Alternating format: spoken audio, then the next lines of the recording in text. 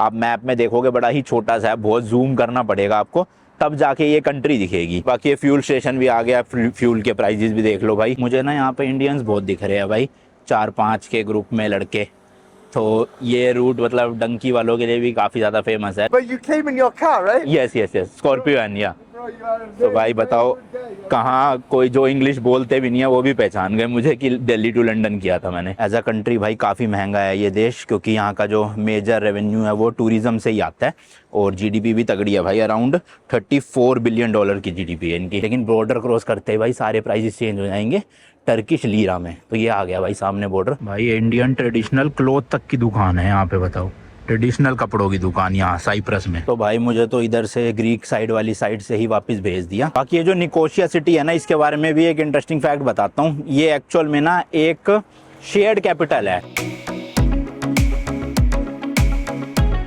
Road पे ना भाई कंस्ट्रक्शन का काम चल रहा है, तो ये पूरी रोड इन्होंने ब्लॉक कर रखी है, वरना गाड़ी अपनी ना यहीं पे पार्क हो जाती है, क्योंकि ये बिल्डिंग में अपना अपार्टमेंट है, कल वाली वीडियो में मैंने दिखाया था, और इनकी अपनी पर्सनल पार्किंग भी है। बट अब पार्किंग तक लाने का ही कोई ऑप्शन नहीं है गाड़ी का, और मेरे को लग रहा है ये जो बेचारों की गाड़ियाँ खड़ी है ये भी अब फंस गई है, ये भी निकाल के ले जा नहीं सकते, क्योंकि कैसे ले जाएंगे, यहाँ से ले जा भी सकते वैसे, हाँ यार, पर वही है जगह कम है, देखो गमला वमला अड़ा हुआ है ना, तो मुश्किल से ही निकलेगी बहुत। तो इसलिए जो वैसे तो मेरे जो एयरबीएनबी का किराया था पर नाइट का 5,000 समथिंग रुपये था, 2 रातों के लिए बुक किया, 10,000 कुछ में, तो उसमें पार्किंग फ्री थी। बट अब क्योंकि इनके पास रीज़न था भाई की पार्किंग गाड़ी आ नहीं सकती, तो इसलिए फिर पार्किंग मिली नहीं मुझे। तो मैंने कल दिन भर तो लगा के रखी रोड के साइड में जो पार्किंग होती है, और मैं सो गया कल हॉस्टल में अपने वहाँ एयरबीएनबी में जाके। तो यहाँ पे थी ये जो बोर्ड लग रहा है ना, इसके आगे पार्किंग, जो कि 1 घंटे तक फ्री थी, उसके बाद पता नहीं क्या चार्जेस वगैरह थे, और मैंने लगाई रखी 8-9 घंटे, क्योंकि मैं तो सो गया था। फिर रात में मुझे याद आया तो मैं गाड़ी हटा के आगे मेन जो पब्लिक पार्किंग है ना फ्री वाली, वहाँ पे लगा के आया।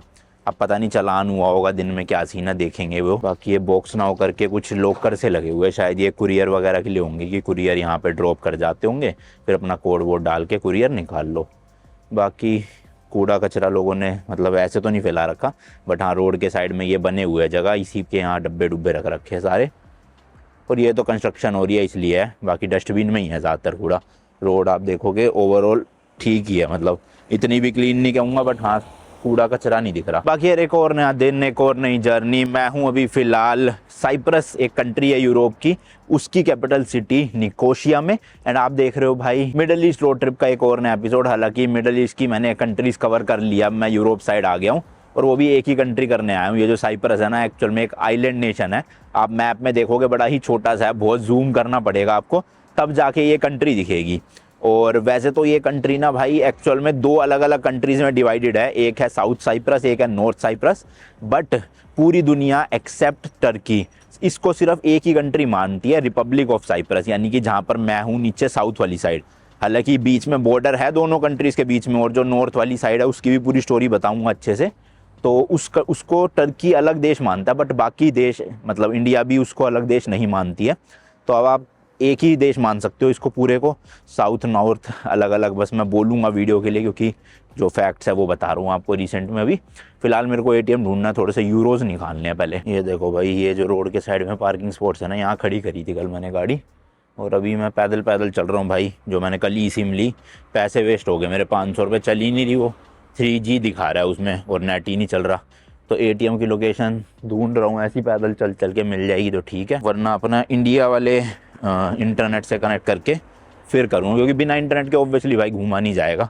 आपको लोकेशन ही नहीं पता चलेगी, एक नए देश एक नए शहर में आके आपको क्या पता कौन सी चीज़ कहाँ है। ये है देखो वो पब्लिक पार्किंग स्पॉट ना, मैंने गाड़ी अपनी वो लगा रखी सामने, येलो कलर की नंबर प्लेट है जिसकी। तो इस तरह से यहाँ पे ये फ्री पार्किंग है, बहुत बड़ी पार्किंग है, मेरे ख्याल से 100 गाड़ियाँ तो आई जाती होंगी, तो इसलिए यहीं पे अपना बढ़िया है सिस्टम। और इस तरह का ये पूरा नेबरहुड है बिल्कुल। जो यहाँ का मेन सिटी सेंटर है ना, निकोशिया एक्चुअल में इनकी कैपिटल सिटी है, तो सिटी सेंटर में ही हुआ है उसके। और यहाँ से जो नॉर्थ और साउथ का बॉर्डर है ना, मैंने बताया आपको बीच में, वो भी पास में ही है, लगभग 2-2.5 किलोमीटर। तो मैं पैदल पैदल जा रहा हूँ, गाड़ी नहीं निकाल रहा। कल मैंने गाड़ी चलाई ली यहाँ पर, तो एक तरह से रोड ट्रिप भी हो चुकी है अपनी, क्योंकि जो एयरपोर्ट था वो था लारनाका सिटी में, यहाँ से 40 किलोमीटर दूर।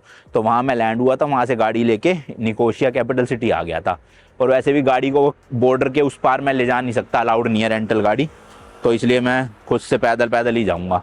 अब नेट नहीं चल रहा मेरा इंडिया वाला भी, तो मेरी सरदर्दी हो रही है कि कैसे जाऊँगा भाई, एटीएम भी नहीं मिल रहा मुझे आसपास। चलो कोई नहीं भाई, बिना इंटरनेट के लोगों से पूछ के चलते हैं बॉर्डर तक पैदल पैदल, और बीच में चल गया अपना इंडिया एयरटेल वाली सिम कार्ड का नेटवर्क, मतलब नेट आ गया तो बहुत बढ़िया। लेन ड्राइविंग वगैरह तो प्रॉपर फॉलो करते हैं भाई, वो आप यूरोप में आ चुके हैं ना। हालांकि रोड रूल्स जो है ना वो यूरोप से अपोजिट है, इंडिया वाले रूल्स ही चलते हैं यहाँ पे, क्योंकि ये कंट्री भी ना पहले ब्रिटिश कॉलोनी हुआ करती थी, और जो कंट्रीज ब्रिटिशर्स के राज में थी उनमें आपको रूल सेम दिखेंगे। जैसे आप यूके जाओगे तो यूके में भी रोड के इस तरफ चलाते हैं और स्टीयरिंग व्हील राइट साइड में होते हैं। ऐसी इंडिया भी यूके के अंदर ही था पहले, मतलब ब्रिटिशर्स के अंडर, ये कंट्री भी ब्रिटिशर्स के अंडर थी, तो यहाँ पे रूल्स वगैरह आपको गाड़ी के इंडिया वाले दिखते हैं सेम। ये देखो भाई, ये ड्रेसेस की शॉप है, यहाँ पे सारी वाइट कलर की ड्रेसेस है। एक्चुअल में इस कंट्री में ज़्यादा ना रिलीजन जो है वो क्रिश्चियनिटी फॉलो करते हैं, तो ऑब्वियसली जो ब्राइडल डिज़ाइनर स्टोर्स है उनमें इसी तरह की ड्रेसेस दिखती है। जैसे ये भी एक ब्राइडल डिज़ाइनर स्टोर है, बट इसमें थोड़ा कलर अलग है, ये देखो ग्रे ब्लैक, पर है उसी टाइप की ड्रेसेस। और मेरे ख्याल जो दुल्हन होती है वो तो पूरा वाइट ड्रेस ही पहनती है, तो जो पीछे थी शॉप उसमें सारी वाइट ड्रेसेस थी। जैसे अपने इंडिया में लहंगे की दुकानें होती है तो ज़्यादातर लाल लहंगे दिखते हैं ना, यहाँ पे वाइट ड्रेसेस दिखती है वो सारी। बढ़िया लग रही है यार कंट्री तो, मतलब अच्छे से डेवलप्ड है। ये देखो सामने काफ़ी ऊंची ऊंची बिल्डिंग, हालांकि बिल्कुल है जरा सी कंट्री, मैंने बताया ना जूम करके देखना पड़ता है आपको कंट्री को, बट वैसे ओवरऑल अच्छे से ऑर्गेनाइज्ड है। बाकी ये फ्यूल स्टेशन भी आ गया, फ्यूल के प्राइजेस भी देख लो भाई। पेट्रोल 95 है 1289 का, यानी 1.3 यूरो लगा लो, मोटा मोटा 135-140 रुपये का। और डीजल है 1.389, ये और महंगा है भाई साहब, 150 रुपये के आसपास डीजल हो गया। अरे बहुत महंगी है यार यहाँ तो फ्यूल प्राइसेस। कहाँ मिडल ईस्ट कंट्रीज में 40-45 रुपये लीटर हुआ करता था, और यहाँ आके सीधा 3 गुना 4 गुना हो गया भाई। ये एरिया ना शायद से सारा ऑफिसेज वाला एरिया है, मतलब ये जितनी भी बिल्डिंग्स है उधर की सिर्फ तो सारी ऑफिसेज की लग रही है, और ये शायद से अपार्टमेंट्स वगैरह है। बाकी ये फ्यूल स्टेशन जो आपको दिखाया। अच्छा, बाकी साइप्रस एज अ कंट्री के बारे में बात कर लेते हैं। ये पूरी दुनिया में ना कंट्री भाई 154th नंबर पे आती है लैंड एरिया वाइज। जी हाँ भाई, इतना छोटा देश है। टोटल लैंड एरिया की बात करें तो अराउंड 9251 स्क्वायर किलोमीटर में ये देश फैला हुआ है, और यहाँ की जो टोटल आबादी है ना वो है केवल और केवल 13.7 लाख की। जी हाँ भाई, 13.5 लाख के आसपास लोग रहते हैं बस। कैपिटल सिटी जैसे कि मैंने बताया निकोशिया है, और निकोशिया सिटी में ही अराउंड 3.3 लाख लोग रहते हैं, तो काफ़ी मेजर पॉपुलेशन इनकी निकोशिया में ही है। तो रोड क्रॉस करने से पहले भाई यहाँ पे भी देखो इस तरह की मशीन है, इस पे बटन पे दबा दो तो फिर जैसे ग्रीन होएगी तभी आपको रोड क्रॉस करनी है। I take you in my video. तो भाई यहाँ पे एक ये जनाब मिले हैं, मेरे हाथ में कैमरा देख के खुश हो गए कि यूट्यूबर हो। मैंने कहा हाँ, कह रहे इंडिया कहाँ से हो, मैंने कहा इंडिया से, तो बड़े खुश हो गए। ये भी एक्चुअल में एक इन्फ्लुएंसर है, ये रहते। So your nationality is UK or Greece? Yeah, I'm from England, my friend. England, okay. But my parents were Persian. Okay, yeah. But last 5 years I'm living in Mykonos and Athens. Okay, okay.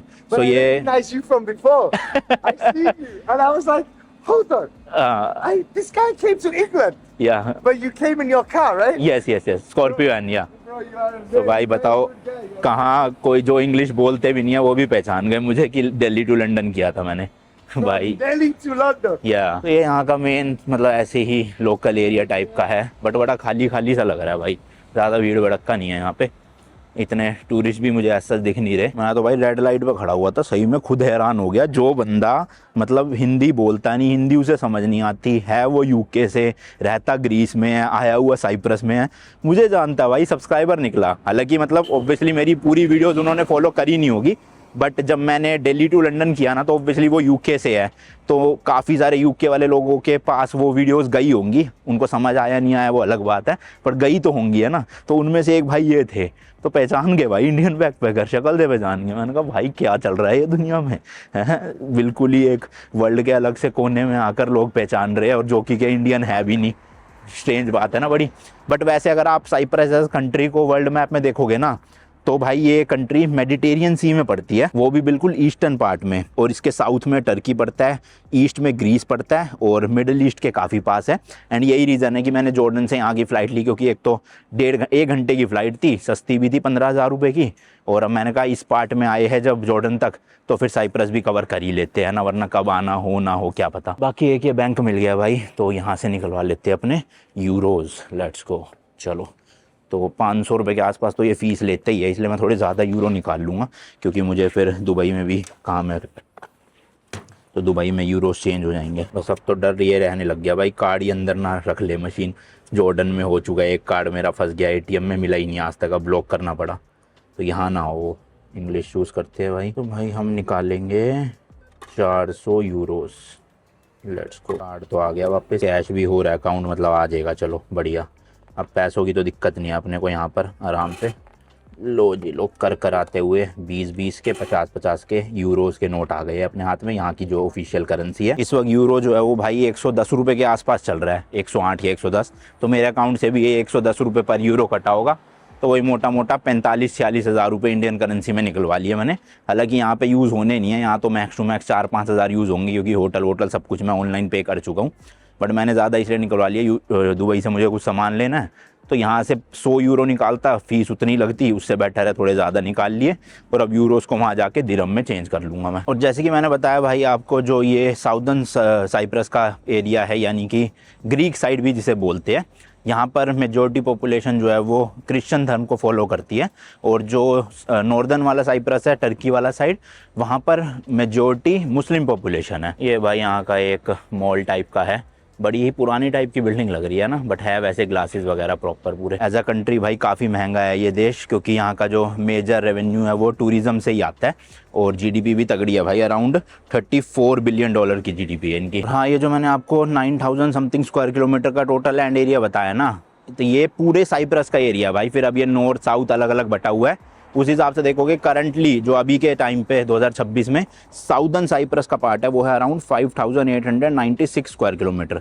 तो majority part south Cyprus में ही अभी, but काफ़ी हद तक around 40% देखोगे दूसरी तरफ है। ऑल्सो भाई साइप्रस एक डेमोक्रेटिक कंट्री है, और यहाँ पर जो है वो एक प्रेसिडेंट है मेनली, मतलब डिक्टेटर नहीं है। यहाँ पर आपको उनकी फोटो और नाम लिखा हुआ मिल जाएगा। 2023 में ये प्रेसिडेंट बने थे। और इनके बारे में एक फन फैक्ट बताता हूँ कि ये पहले प्रेसिडेंट है यहाँ के ऐसे जो एक्चुअल में इंडिपेंडेंस के बाद जिनका जन्म हुआ। जी हाँ भाई, मतलब कंट्री को इंडिपेंडेंस मिला उसके बाद ये पैदा हुए थे, और अब ये आज प्रेसिडेंट है। अब इंडिपेंडेंस की बात कर रहे हैं तो थोड़ा सा साइप्रस की हिस्ट्री की भी बात करनी पड़ेगी हमें। देखना भाई आर्किटेक्चर क्या मस्त है यहाँ का, बिल्डिंग्स का मस्त लग रही है ना। और यहाँ चल रही है भाई कंस्ट्रक्शन, तो थोड़ा शोर है, फटाफट से इस एरिया को क्रॉस करता हूँ, फिर आपसे बातचीत करेंगे। ये पूरा भाई शॉपिंग स्ट्रीट है, यहाँ पे काफ़ी अलग अलग ब्रांड्स है, शॉपिंग वगैरह कर सकते हो आप। और ये यहाँ की लोकल बस है, तो पब्लिक ट्रांसपोर्ट भी है यहाँ पर।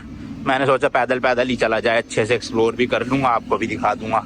ये देखो भाई, पब्लिक पार्किंग बहुत जगह बनी हुई है, यहाँ भी बनी है एक एरिया। बाकी चलने फिरने के लिए देखना कितना स्पेस छोड़ा हुआ है, इतना इस तरफ है, इतना उस तरफ है, मतलब जितनी रोड नहीं है भाई उससे ज़्यादा तो दोनों तरफ का चलने वाला स्पेस है यहाँ। कमाल ही है जी। एक ये MI का स्टोर है यहाँ पर। मैं सोच रहा हूँ सिम लूँ ना लूँ, चलो इंडिया वाली सिम चल पड़ी है वैसे तो मेरी, तो छोड़ो देखा जाएगा। बाकी ये इस तरह की आप साइकिल भी ले सकते हो इनकी ऐप डाउनलोड करके, और इससे भी घूम सकते हो। बट जैसे कि मैंने बताया, मैं थोड़ा एक्सप्लोर करना चाहता हूँ, क्योंकि आज का दिन है मेरे पास यहाँ पर, तो अपना आराम से गलियों में से भटकते हुए पूरा घूम लूँगा। ज़्यादा नहीं था, 2.5 किलोमीटर था, उसमें से अब सिर्फ 800 मीटर बचा है बॉर्डर। चलो भाई ग्रीन लाइट है, रोड क्रॉस कर लूँ फटाफट से। हाँ, तो 1571 से पहले ना भाई साइप्रस को कई सारे देशों ने राज किया। जैसे कि यहाँ पे भाई ग्रीक्स आए थे, इजिप्शियंस आए, पर्शियंस आए, रोमन्स आए, फ्रेंच आए, वेनिशियंस आए। बट 1571 के बाद यहाँ पे ओटोमन्स का रूल आया, और अराउंड 3 सेंचुरी यानी 300 साल तक उन्होंने राज किया यहाँ। देन जाके 1878 में ओटोमन्स ने साइप्रस जो है वो ब्रिटिशर्स को हैंड ओवर कर दिया था, और उन्होंने डिमांड करी थी प्रोटेक्शन फ्रॉम रशिया, यानी कि आप हमें रशिया से प्रोटेक्ट करो और हम आपको तोहफे में साइप्रस देते हैं। ये देखना बैठने के ब्लॉक्स बने हुए जगह जगह पे, ये अच्छा है भाई, ब्लॉक्स भी बने हैं और वैसे बेंचेस भी है, खाने की भी जगह जगह पे है चीज़ें, शोरमा मिल रहा है। यहाँ के लोग ना ग्रीस से काफ़ी ज़्यादा इन्फ्लुएंस रखते हैं, तो इसी वजह से यहाँ की जो ऑफिशियल लैंग्वेज है वो भी ग्रीक है, और काफ़ी हद तक आपको इंफ्रास्ट्रक्चर वगैरह ऐसे ग्रीस स्टाइल का दिखेगा। चलते चलते भाई यहाँ के शायद से बस टर्मिनल के पास आ गया हूँ मैं, तो वो सामने देख सकते हो आप, बसेस वगैरह खड़ी हुई है यहाँ पे। अभी तो चलते जाना है अपने को, 650 मीटर हो रहा है। ये इधर शायद से होटल्स वगैरह बने हुए हैं, और ये चौराहा आ गया, तो बटन दबा देते हैं भाई, वेट आ गया लिखा। मुझे ना यहाँ पे इंडियंस बहुत दिख रहे हैं भाई, 4-5 के ग्रुप में लड़के। तो ये रूट मतलब डंकी वालों के लिए भी काफ़ी ज़्यादा फेमस है। लोग जो है वो नॉर्थ साइप्रस यानी जो टर्की के अंडर साइप्रस आता है वहाँ पे आ जाते हैं, खाली इंडियंस ही नहीं कई देशों के लोग। और फिर इलीगली साउथ साइप्रस यानी कि एक तरह से यूरोप में एंटर कर लेते हैं, क्योंकि जो नॉर्थ साइप्रस है ना, टर्की वाला पार्ट, वहाँ के लिए कोई भी वीज़ा नहीं चाहिए हम लोगों को, जबकि साउथ साइप्रस के लिए आपके पास शेंगन वीज़ा होना चाहिए या इस कंट्री का अपना वीज़ा होना चाहिए, जो ईजिली मिलता नहीं है। तो मुझे तो लग रहा है, अब कह नहीं सकता मैं भाई इलीगल है इलीगल है, पर इंडियंस 5-5, 6-6 के ग्रुप में काफ़ी दिख रहे हैं। ये देखो भाई बस स्टॉप, यहाँ पर पब्लिक ट्रांसपोर्ट वगैरह सब यहीं से मिलते हैं आपको, बसेस वगैरह, एयरपोर्ट की भी बसेस होती होंगी यहाँ पे। नीचे देखो भाई पार्क टाइप का बना हुआ है, यहाँ पर झूले वूले लगे हुए बच्चों के, और ये वॉकिंग स्ट्रीट टाइप की है, यहाँ पे अपना घूमते रहो। उधर बिल्डिंगें दिख रही है, बेंच देखना भाई क्या क्रेजी बना रखा है अलग ही शेप है ना। हाँ, तो हिस्ट्री की बात कर रहे थे हम, ब्रिटिशर्स के अंडर आ गया था। उसके बाद ना 1960 तक यहाँ पे जो है वो एक तरह से ब्रिटिशर्स ने राज किया, और 1960 में इनको जो है वो फुली इंडिपेंडेंस मिल गई थी। तो 60 तक ये पूरा एक ही साइप्रस हुआ करता था, जब हिस्सों में नहीं बटा था ऐसे नॉर्थ या साउथ के उसमें, उसके बाद हुआ है सब। तो जैसे अपने इंडिया का हुआ था ना भाई, ब्रिटिशर्स से आज़ादी होने के बाद 2 हिस्सों में बट गया था, एक कंट्री बनी इंडिया, दूसरी बनी पाकिस्तान। उसी तरह से ब्रिटिशर से आज़ादी मिलने के बाद फिर 1970 आते आते ना भाई, यहाँ के जो क्रिश्चियन पॉपुलेशन थी वो थोड़ा सा ग्रीस से इन्फ्लुएंस थी, और दूसरी जो बची हुई पॉपुलेशन थी वो मुस्लिम पॉपुलेशन थी। तो यहाँ की जो क्रिश्चियन पॉपुलेशन थी ना, वो चाहती थी साइप्रस जो है ना वो ग्रीस के साथ मिल जाए, मतलब ग्रीस के अंडर आ जाए। बट ब्रिटिशर्स ऐसा नहीं चाहते थे। ब्रिटिशर्स चाहते थे कि ये लोग ना ग्रीस से दूर रहे, साइप्रस ग्रीस से दूर रहे, ताकि यहाँ पर वो अपना आर्मी बेस बना सके ब्रिटिशर्स, ताकि वो मिडल ईस्ट को एक तरह से कंट्रोल कर सके। तो इसलिए वो चाहते थे कि ग्रीस के अंडर ना आए आइलैंड। तो जब ब्रिटिशर्स छोड़ के गए ना इस आइलैंड को पूरी तरह से, तो जितने भी ये ग्रीस को सपोर्ट करने वाले लोग थे और जितने भी टर्की को सपोर्ट, मतलब मुस्लिम जो पॉपुलेशन थी, उनके बीच में टेंशन्स बढ़ने लग गई। ग्रीस ने अपनी इन्वॉल्वमेंट दिखाई, और उसके रिटेलिएशन में एक तरह से टर्की भी घुस पड़ा कि जी हम बचाएंगे अपने लोगों को, मतलब जो भी मुस्लिम पॉपुलेशन थी। फिर करते करते भाई ये जो ग्रीक साइप्रस वाला पार्ट है, इनकी सरकार गिर गई, और टर्की ने धीरे धीरे आइलैंड के अलग अलग जगहों पे कब्जा करना शुरू कर दिया। और यूएस से काफ़ी नाराज़ था उस टाइम पे इनसे, क्योंकि टर्की एंड ग्रीस दोनों ही नेटो के मेंबर है, नेटो जो भी बोलते हैं भाई। तो इसलिए वो चाहता था कि दोनों के बीच में लड़ाई ना हो, और लास्ट में जाके फिर जो है वो सीज़ फायर डिक्लेयर करी गई। एंड जितना पार्ट टर्की कैप्चर कर चुका था वो एक तरह से सारा बन गया नॉर्थ साइप्रस, और जितना इनके अंडर था वो पूरा का पूरा बन गया साउथ साइप्रस। और बीच में एक जो है वो बाउंड्री लाइन भी है, जैसे कि हमने नॉर्थ कोरिया और साउथ कोरिया के बॉर्डर के बीच में देखी थी ना, DMK बोलते हैं जिसे, सॉरी DMK बोल रहा हूँ, DMZ। अब पूरी दुनिया ना ये साउथ साइप्रस को तो एक कंट्री मानती है जिसका नाम है रिपब्लिक ऑफ साइप्रस, लेकिन जो नॉर्थ वाला पार्ट है यानी कि टर्की साइड जिसे कहते हैं, उसको पूरी दुनिया एज अ कंट्री नहीं मानती टर्की के अलावा। तो टर्की कहती है कि जी वो एक अलग देश है, बट बाकी सारा पूरा देश लेकिन बाकी पूरा वर्ल्ड कहता है कि सिर्फ एक ही देश है, वो पूरा साइप्रस है, जो साउथ वाला साइप्रस है। इंडिया भी यही मानता है। बीच में शायद से प्राइम मिनिस्टर अपने मोदी जी भी आए थे यहाँ पर साइप्रस में। तो यही रीज़न है, टर्किश वाले साइड में अगर आप डायरेक्ट लैंड करते हो, वहाँ पे भी एक एयरपोर्ट है, तो आपको कोई वीज़ा की ज़रूरत नहीं है। लेकिन अगर आप इधर आते हो तो आपको एक शेंगन वीज़ा या फिर इस कंट्री का साइप्रस का वीज़ा लेना पड़ता है। तो अभी मैं जैसे south to north Cyprus border cross करके पैदल जाने वाला हूँ, तो मैं ये कर सकता हूँ क्योंकि मैं लैंड हुआ हूँ भाई साउथ साइप्रस में, यानी कि ग्रीक साइड वाले में। अगर मैं लैंड होता नॉर्थ वाले में तो मैं पैदल यहाँ पे नहीं आ सकता था, चल के अलाउड ही नहीं था, क्योंकि साउथ वाले नॉर्थ वाले पार्ट को एज अ कंट्री मानते ही नहीं। तो वो कहते हैं भाई तुम वहीं लैंड हुए वहीं रहो, यहाँ आने की ज़रूरत नहीं है। तो इसलिए अगर आपको दोनों जगह जाना है तो मैं आपको कहूँगा कि आप शेंगन वीज़ा लेके साउथ साइप्रस आओ, और यहाँ पे भी घूमो, और यहाँ से अपना पैदल पैदल क्रॉस करके नॉर्थ साइप्रस जाओ, और शाम तक फिर वापस भी आ जाओ। रह तो वैसे आप वहाँ भी सकते हो। तो मेन स्टैंप आपका साउथ साइप्रस का लगेगा पासपोर्ट पे। मेरे ख्याल से नॉर्थ साइप्रस का कोई स्टैंप नहीं लगेगा इस सिनेरियो में। बाकी मैं जा रहा हूँ, देखता हूँ। अभी एरिया तो भाई सुनसान हुआ पड़ा है, यहाँ बॉर्डर आने वाला है, बस 130 मीटर रह गया है। देखना दुकानें भी बंद सी लग रही है, हो सकता है सैटरडे है इस वजह से बंद हो, पता नहीं बाकी, बट काफ़ी सुनसान है। और इधर का आप इंफ्रास्ट्रक्चर देख लो भाई किस तरह का है, यानी कि ग्रीक साइप्रस का। और अभी मैं जब उस तरफ जाऊंगा बॉर्डर क्रॉस करके, तो वहाँ पे आप देखना कैसा इंफ्रास्ट्रक्चर है, बिल्डिंग्स वगैरह, कंपैरिजन हो जाएगा। लिटरली कुछ मीटर चलते ही एक तरह से बिल्कुल अलग रीजन आ गया। अब एक नया देश मैं नहीं बोल सकता भाई, क्योंकि इंडिया का तो टेक ये है कि वो एक अलग देश नहीं है, तो फिर मैं भी कौन होता हूँ बोलने वाला। मैं तो आपको बस फैक्ट बता रहा हूँ जो गूगल पे है। तो ये जो सामने गली है इसको बोलते हैं लीडा स्ट्रीट पूरी। तो लीडा स्ट्रीट में ही जो है वो बॉर्डर लाइन भी है, जहाँ से हमें क्रॉस करके जाना है दूसरी तरफ। हालांकि दोनों एरिया के बीच में काफ़ी विवाद है, बट वैसे सेफ है एक तरह से। इतने ज़्यादा कुछ भी मिलिट्री एक्शंस नहीं होते यहाँ पे, क्योंकि बीच में मैंने बताया ना एक बॉर्डर टाइप का है, जैसे DMZ में था ना, उसी तरह से यहाँ पे भी बीच में है, जिसको भाई ग्रीन लाइन भी बोलते हैं या फिर UN बफर जोन भी बोलते हैं। वहाँ पे UN की प्रेजेंस है ताकि दोनों देशों के बीच में ऐसे कुछ लड़ाई वड़ाई ना हो। तो देखा जाए वैसे तो 2 हिस्सों में कहते हैं, बट एक्चुअल में पूरा साइप्रस 4 हिस्सों में बटा हुआ है। सबसे पहले साउथ साइप्रस, दूसरा नॉर्थ साइप्रस, तीसरा ये जो ग्रीन लाइन है UN बफर जोन, और छोटा सा पार्ट जो है ना वो ब्रिटिश मिलिट्री के अंडर भी है यहाँ पर, जहाँ पर उनका मेनली बेस बना हुआ है। हालांकि वो ब्रिटिश वाला एरिया है बड़ा छोटा, मेरे ख्याल 1-2% ही है पूरे आइलैंड के, तो ना के बराबर ही एक तरह से, और मेजॉरिटी साउथ साइप्रस है लैंड एरिया भाई। तो ये देखो भाई, ये है लाइडा स्ट्रीट, लीडा स्ट्रीट जो भी बोलते हैं। यहाँ जितनी दुकानें हैं सब में आपको प्राइजेस ना यूरोज में दिखेंगे, जैसे 10 यूरो, 25 यूरो। कैफ़े में आप जाओगे खाने, इस तरह के बियर वियर पियोगे, सब यूरोज में है प्राइस। लेकिन बॉर्डर क्रॉस करते ही भाई सारे प्राइजेस चेंज हो जाएंगे टर्किश लीरा में। तो ये आ गया भाई सामने बॉर्डर, मुझे शायद कैमरा रखना पड़ेगा, यहाँ अलाउड नहीं होगा। एक ये सोविनियर की शॉप है, यहाँ पे फ्रिज मैग्नेट मिल रहे हैं भाई। तो अभी देखता हूँ, वापसी के मैं टाइम पे ले लूँगा। अभी फ़िलहाल दूसरी तरफ चल के वहाँ का आपको दिखाता हूँ। तो ये पूरी स्ट्रीट है भाई, ये देखो ATM वगैरह भी है, और वो रहा सामने बॉर्डर। तो चलो पासपोर्ट निकाल लिया मैंने, बॉर्डर क्रॉस करते हैं एक जगह से दूसरी जगह, या कुछ लोग जो मानते हैं कि एक देश से दूसरे देश। तो भाई मुझे तो इधर से ग्रीक साइड वाली साइड से ही वापस भेज दिया। जो ऑफिसर बैठी थी, फीमेल ऑफिसर थी, तो बोलते कि कहाँ रहते हो, मैंने कहा इंडिया में। कह रही नहीं, इधर रहते हो या टर्की साइड में। मैंने कहा नहीं, मैं तो टूरिस्ट हूँ, इधर आया हूँ। तो कह रही आप जा नहीं सकते उधर। मैंने कहा ऐसा क्यों? कह रही आपका इंडियन पासपोर्ट है तो वो लोग आपको आने नहीं देंगे। जबकि मैंने तो उल्टा सुना भाई कि साउथ साइप्रस में नहीं आने देते अगर मैं नॉर्थ साइप्रस में लैंड करूँगा, पर अब तो नॉर्थ वाले भी साउथ में नहीं जाने दे रहे भाई। हालांकि कुछ महीने पहले तक की जो मैंने वीडियोस देखी है, इंडियन यूट्यूबर्स काफ़ी सारे लोग साउथ में आके नॉर्थ में गए हैं ऐसे क्रॉस करके, बट मुझे भाई वापस भेज दिया इन्होंने।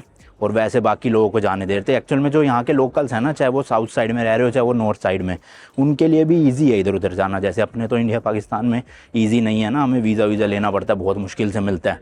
लेकिन यहाँ पे चिल सीन है भाई, यहाँ पे आराम से लोग जा सकते हैं।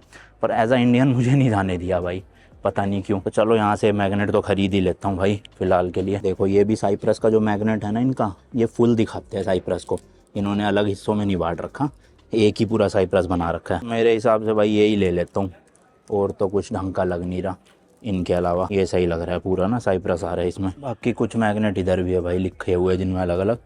सबसे बेस्ट तो यही लग रहा है वैसे भाई। अलग अलग प्राइजेज़ है, कोई 2 यूरो का है, कोई 3 यूरो का है। तो मैंने ये 2 ले लिया है, बढ़िया लगेगा अपना जो मैग्नेट्स का बोर्ड है ना उस पर। बाकी और भी बहुत सामान है यहाँ पे। How much? चलो भाई फ्रिज मैग्नेट का काम हो गया। अब ये लाइडा स्ट्रीट पे ही पूरा घूम लेता हूँ। मैं तो सोच रहा था उधर जाके 1-2 आपको ना ऐसे वो दिखाने वाला था मैं, मतलब मस्जिद जो पहले एक्चुअल में जब बंटवारा नहीं हुआ था, बंटवारा तो क्या मतलब जो भी है वो नहीं हुआ था, जब तक वो चर्च हुआ करते थे, बट बाद में उन्हें चेंज करके मस्जिद में कन्वर्ट कर दिया। तो वो दिखाना था, बट अब उन्होंने जाने ही नहीं दिया भाई, कह रहे अलाउड नहीं है। तो छोड़ो, चलो अब इधर वाले में ही घूम लेते हैं, उधर नहीं जा सकते टर्की साइड में। मुझे भाई ये नहीं पता कि इन्होंने इंडियंस का जाना उधर अलाउ क्यों बंद कर दिया। मतलब इन्होंने नहीं, ये तो कह रहे थे आप जाओ, बट जो टर्की वाली साइड है ना वो आपको आने नहीं देगी। तो इन्होंने तो मेरे को ये कह के यहाँ से वापस किया है। अब ये किस रीज़न की वजह से हुआ है, नंबर 1 मुझे लग रहा है कि इंडिया क्योंकि टर्की वाली साइड को रिकॉग्नाइज़ नहीं करता, मतलब ऑब्वियसली कोई भी देश नहीं करता, तो हम भी क्यों करेंगे, इस वजह से हो सकता है। या दूसरा हो सकता है कि जो मैंने आपको बता रहा था ना, इंडियंस नॉर्थ साइप्रस में आ जाते हैं क्योंकि वीज़ा चाहिए नहीं, और वहाँ से इलीगली इस तरफ आ जाते हैं जो इलीगल इमिग्रेंट्स होते हैं या डंकी रूट वाले होते हैं। तो हो सकता है उनकी वजह से कर दिया हो। बाकी मैं कंफर्म नहीं हूँ भाई इस चीज़ को लेके, बट अभी का फ़िलहाल 2026 फरवरी का स्टेटस ये है कि वो लोग उनको नहीं मतलब हमको एज ए इंडियन नहीं जाने दे रहे उस तरफ। तो कोई नहीं, चलो अब आप आओ तो भाई साउथ साइप्रस में ही आना, अपना शेंगन वीज़ा लेकर आना और यहाँ पे घूम फिर के चले जाना। नॉर्थ वाली साइड आप नहीं जा सकते, ऑब्वियसली ब्रिटिश वाली जो बेस है वहाँ तो बिल्कुल ही अलाउड नहीं होगा जाना। और UN जोन जो है वो दोनों बॉर्डर के बीच में है, यानी कि अभी मैं साउथ वाले को क्रॉस करता, फिर एक एरिया आता बीच में जिसे UN वाला जोन बोलते हैं, फिर आता नॉर्थ साइप्रस।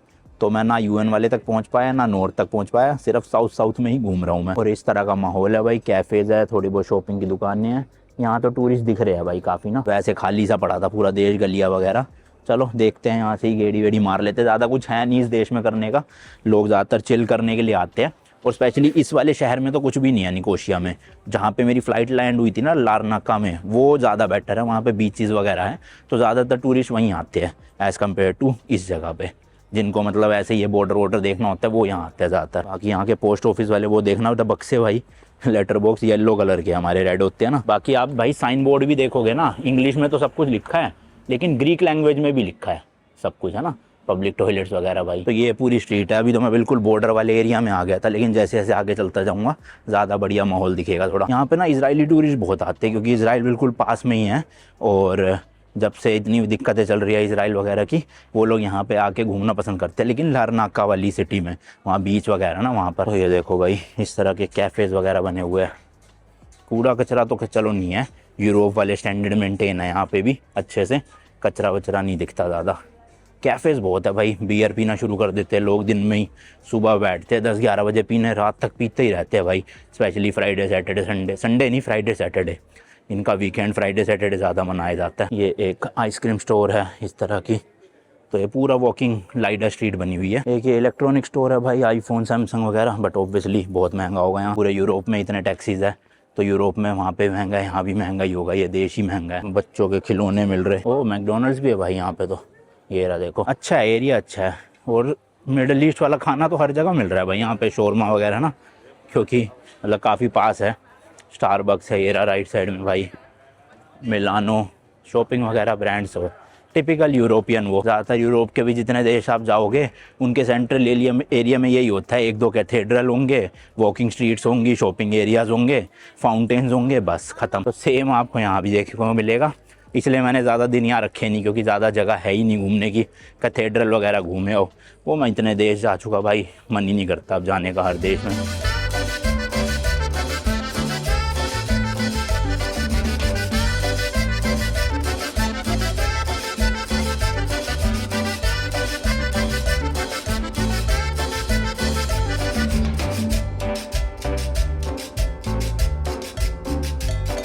तो भाई हार्डली 10 मिनट लगे पूरी स्ट्रीट को कवर करने में पैदल पैदल। और देखो यहाँ देखोगे आप, सोलोमो स्क्वायर है इस तरफ कहीं पे, और बाकी लाइब्रेरी वगैरह है, आर्ट गैलरी है, मतलब कुछ नहीं घूमना भाई मुझे। ये क्या लिखा है, सीवरेज बोर्ड ऑफ निकोशिया।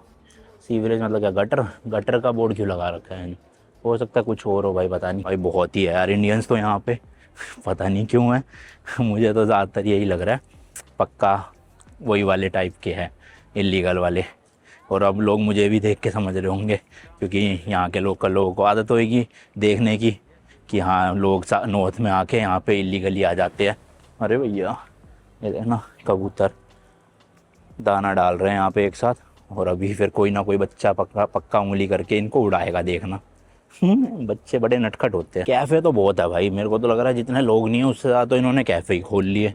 मतलब देखना लाइन से भाई, यहाँ से लेके वहाँ तक हर जगह शोरमा ही शोरमा मिल रहा है। सामने भाई अमेरिकन कॉलेज, तो शायद से स्टूडेंट्स वगैरह भी आते होंगे यहाँ, but Indian as a tourist यहाँ पे बहुत कम आते हैं। मतलब इंडियन छोड़ो भाई, दूसरे पार्ट ऑफ द वर्ल्ड से भी यहाँ पे बहुत कम टूरिस्ट आते हैं, स्पेशली इस सिटी में। और ऐसी सिटी में इंडियंस का दिखना मतलब आप समझ जाओ, वो टूरिस्ट तो पक्का नहीं होंगे। ये नहीं कह रहा मैं सब टूरिस्ट नहीं होंगे, हो सकता है मेरी तरह कुछ लोग आए हो एज ए टूरिस्ट ही, बट ज़्यादातर लोग वही है डंकी वाले। तो जहाँ से जिस रोड से मैंने स्टार्ट किया था वॉक करना, वहीं पहुँच गया हूँ। बादल ऊपर भाई देख लो, काले काले लग रहे हैं, बारिश शायद से कभी भी आ सकती है, तो जल्दी जल्दी घूम लेते हैं, वॉक कर लेता हूँ पूरा। इंडियन रेस्टोरेंट्स काफ़ी सारे हैं भाई यहाँ पे, तो खाने की तो दिक्कत नहीं होगी। कल रात भी मैंने ऑर्डर कर लिया था, बोल्ट फूड करके एक ऐप है यहाँ पे, जैसे अपने वहाँ जोमेटो स्विगी है वैसी, तो ऑर्डर कर लो अपना, होटल में ही आ गया था। बट आज मैं जाके खाऊंगा किसी रेस्टोरेंट में, मतलब 10-12 रेस्टोरेंट तो मेरे को गूगल पे दिख ही गए इंडियन, ऊपर ऊपर होंगे उससे भी ज़्यादा ही। तो अब आप देख लो क्यों होते हैं इंडियन रेस्टोरेंट, जहाँ पे इंडियंस आते हैं या फिर इंडियन खाना ज़्यादातर लोग जहाँ खाना पसंद करते हैं वहीं खुलते हैं इतने इंडियन रेस्टोरेंट। तो यहाँ पे बहुत सारे हैं इंडियन रेस्टोरेंट।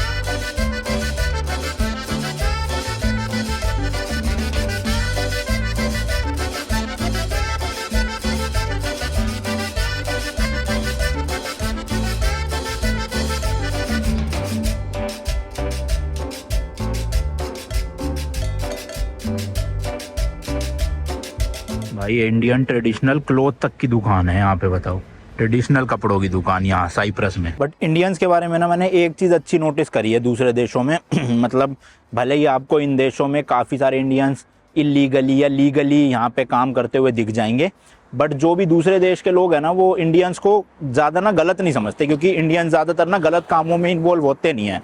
जैसे चोरी चकारी नहीं करते इंडियंस, या फिर ऐसे मर्डर वगैरह नहीं करते, ड्रग्स वगैरह नहीं बेचते इन देशों में आके। तो इंडियंस की ना इमेज इस मामले में काफ़ी अच्छी है इन लोगों के दिमाग में। हाँ, ये बात है कि इलीगली ओवरस्टे कर जाते हैं कुछ लोग टूरिस्ट वीज़ा पे या फिर वर्क वीज़ा पे, या फिर वैसे ही आ जाते हैं बिना वीज़ा के भी, बट ज़्यादातर लोग गलत काम में इन्वॉल्व नहीं होते यहाँ पर। जबकि आप देखोगे दूसरे देश के लोग, स्पेशली अफ्रीका साइड के लोग, वो लोग आके यहाँ पे चोरी चकारी बहुत करते हैं, गलत चीज़ें भी बेचते हैं, वायलेंस काफ़ी करते हैं, तो उनको वैसे अच्छा नहीं माना जाता इन लोगों के द्वारा ना। पर इंडियंस की इमेज वैसे इस मामले में काफ़ी अच्छी है, और काफ़ी पाकिस्तानी भी लोग मुझे यहाँ पे दिखे।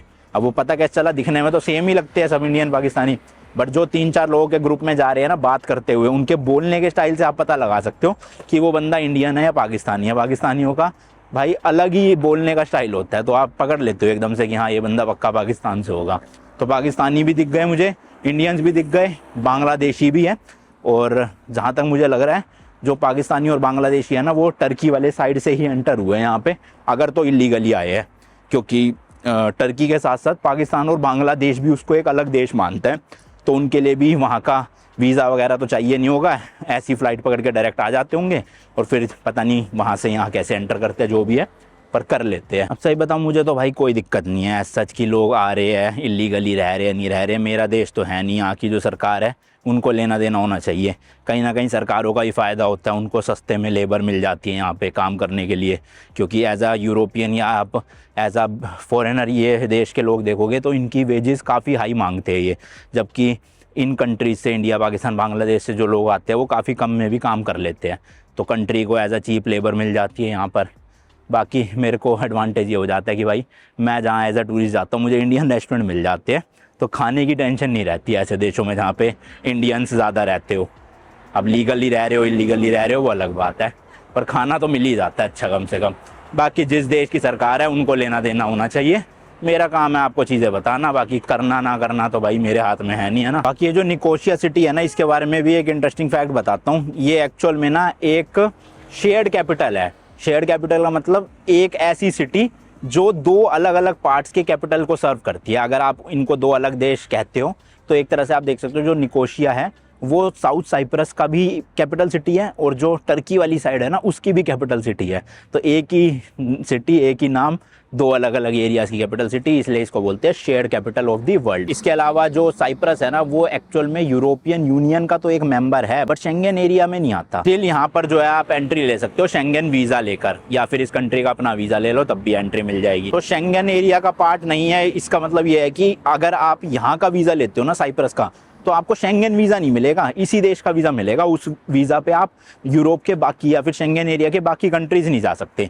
लेकिन अगर आपके पास शेंगेन वीज़ा है तो आप इस देश में आ सकते हो। बट अगर ये शेंगेन एरिया का पार्ट बन जाती है कंट्री, तो यहाँ का वीज़ा भी आपको शेंगेन वीज़ा ही मिला करेगा, जो बाकी यूरोप के देशों में भी वैलिड होगा। यहाँ की दुकानों पे भी देखोगे ना भाई, तो जो भी जगह पे मैप बना हुआ है ना इस पूरे आइलैंड का, वो पूरा बना हुआ है। मतलब ये लोग नहीं बीच में बाउंड्री करते नॉर्थ और साइप्रस का, देख रहे हो पूरा साइप्रस को ये खुद एक ही मानते हैं। बाकी फ्लैग भी देखोगे ना दोनों पार्ट्स के अलग है। जो साउथ साइप्रस है उसका फ्लैग आपको कुछ इस तरह का देखने के लिए मिलेगा, वाइट बैकग्राउंड है, बीच में इन्होंने पूरे आइलैंड का मैप लगा रखा है और दो ग्रीन कलर की पत्तियां है। तो थोड़ा सा चलो एक्सप्लेन कर देता हूँ इस कंट्री के फ्लैग को। तो जो वाइट बैकग्राउंड है उसका मतलब है पीस, यानी कि ये देश या यहाँ के लोग बिलीव करते हैं कि दोनों एरियाज के बीच में पीस हो जाना चाहिए, शांति हो जानी चाहिए। ऑरेंज कलर का मैप इसलिए क्योंकि भाई साइप्रस जो है वो कॉपर की वजह से काफी फेमस है, इसलिए जो फ्लैग है उसमें ऑरेंज कलर का मैप यूज करा गया है। और ये जो दो ओलिव कलर की ब्रांचेज है ना, ये सिंबलाइज करती है ग्रीक और टर्किश लोगों के बीच में शांति यानी कि पीस को। ये देखो मस्त बेंच बने हुए भाई, यहीं बैठ के अपने सिटी के नज़ारे दिल लो, कौन जा रहा है कौन आ रहा है, चौकीदारी करो मस्त बैठ के। और यही आप टर्की वाली साइड का फ्लैग देखोगे तो थोड़ा थोड़ा सिमिलर है, आपको दिखेगा टर्की के फ्लैग से। तो ये चीज़ है भाई। अब वो एरिया पूरा का पूरा टर्किश गवर्नमेंट के अंदर आता है, तो वहाँ का जो है वो पासपोर्ट वगैरह मेरे ख्याल से टर्की ही इशू करता है। तो अगर वहाँ से किसी को बाहर जाना है तो टर्की से ही पासपोर्ट लेना पड़ता है, तब वो जा सकते हैं बाहर। जबकि ये जो एरिया है इनका अपना पासपोर्ट है, रिपब्लिक ऑफ साइप्रस का। अच्छा, मैंने अभी अभी गूगल पे सर्च किया, टर्की वाली साइड जो है उनका अपना पासपोर्ट तो है, बट उनके पासपोर्ट को ना बहुत कम देश रिकॉग्नाइज करते हैं। जैसे कि गूगल पे लिखा है भाई, टर्की करता है, यूके करता है, यूएस करता है, ऑस्ट्रेलिया करता है, फ्रांस करता है और पाकिस्तान करता है। तो ज़्यादातर देशों में इस पासपोर्ट को वैलिड नहीं माना जाता। इसी रीज़न की वजह से वो लोग या तो टर्की का पासपोर्ट लेते हैं या फिर साउथ साइप्रस का, मतलब यहाँ का, और तब वो ज़्यादा देशों में ट्रैवल कर सकते हैं। यहाँ पे भाई काफ़ी कम मेरे को ऐसी बिल्डिंग दिखी है जो इतनी ऊंची है, देखना। ओ भाई साहब, होंगी इसमें आराम से 20 से 25 फ्लोर या ज़्यादा भी हो सकती है।